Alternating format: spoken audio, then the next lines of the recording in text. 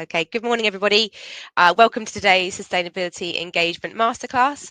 I'm Laura Evans, and I've been really looking forward to hosting today's session, which is focused on empowering your people on the road to net zero. And whilst one of our guest speakers is from the University of Greenwich today, today's webinar is all about how to use education as a way to engage your people in sustainability, whatever sector you are in. But before we get into it, I'd like to encourage all of you to use the chat function to introduce yourselves, where you're from and why you've joined us today. And as we move through the speakers, feel free to pop thoughts or ideas in the chat box. And if you have any questions for our speakers, please add them to the Q&A section, and we'll do our best to cover as many as we can at the end. We'll also be recording the session today, so don't worry if you have to dip out, because we'll send it to everyone, a copy of the recording afterwards.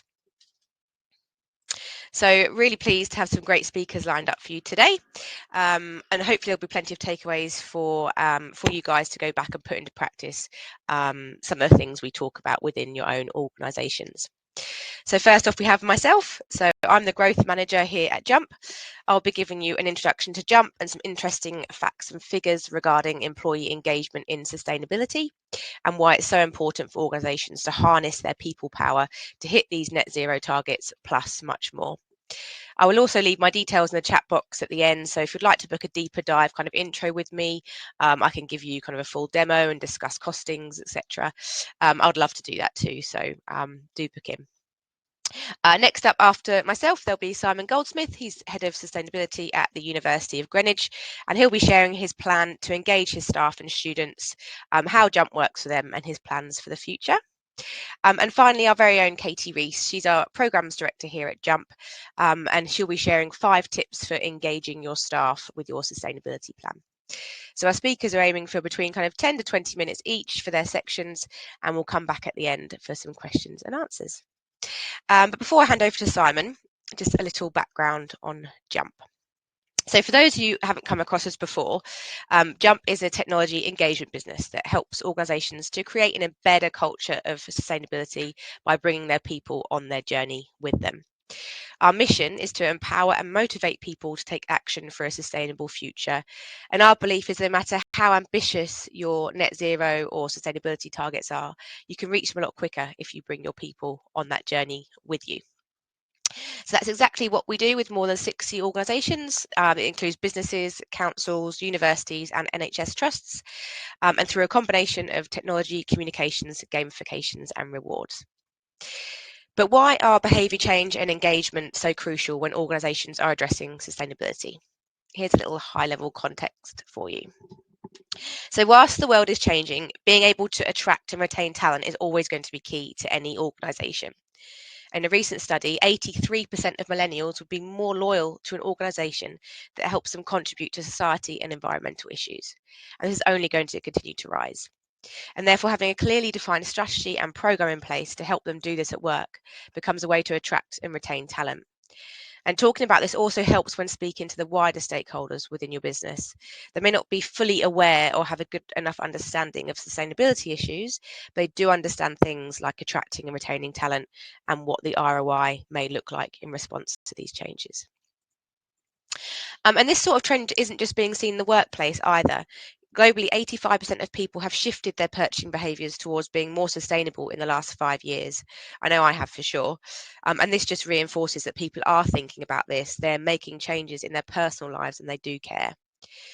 People want to be doing more for the environment. They want to be taking action. And sometimes the biggest way we can take action personally is through our spending habits. And according to the 2023 Deloitte Future Work Trends report, the biggest barrier for organisations making progress on their sustainability goals is their existing culture. But as we know, changing an organisation's culture is challenging. It can be deeply rooted in kind of the people within your organisation and has been developed over many years. Our aim is to support organisations shape their culture of sustainability and their sustainability brand by integrating sustainability priorities into all aspects of their operations. This approach encourages positive behaviour changes and leads to meaningful, impactful outcomes. By embedding sustainability in their core practices, organisations can really make real progress towards their goals. And it's been more than 12 months since the Climate Change Committee announced that behaviour change and engagement from people across the UK would be vital in ensuring we met our net zero targets. But as I've just mentioned, it's not easy. It requires a collective effort and a variety of tools and techniques to communicate a clear message that inspires people to join a movement and take action. It requires winning over hearts and minds. Now, before I hand over to Simon, I just wanted to do a few quick polls to see where you all are in terms of your sustainability and engagement journey. So I've got 3 questions here which are going to pop up on your screen. So the first one is, do you have a sustainability strategy with a clear vision in place? So if you'd like to, I'll give you a little while to do that.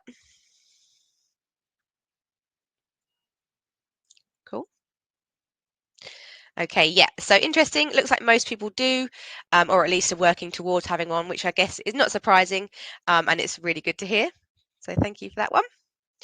Poll 2, do you believe that the majority of your organisation is aware of your strategy and how they can play their part?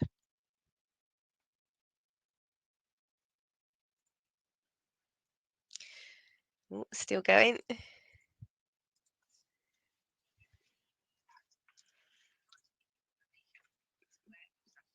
There we go. Okay, cool. So it's actually a fairly even split, but it lines up with what people are typically saying when I ask this question on my discovery calls. Some are, some aren't, and some aren't even sure. And then the third poll. Oh, I'm not displaying the results, am I? There we go. That's better. Do you think that people in your organisation want to play their part, but they just don't know how?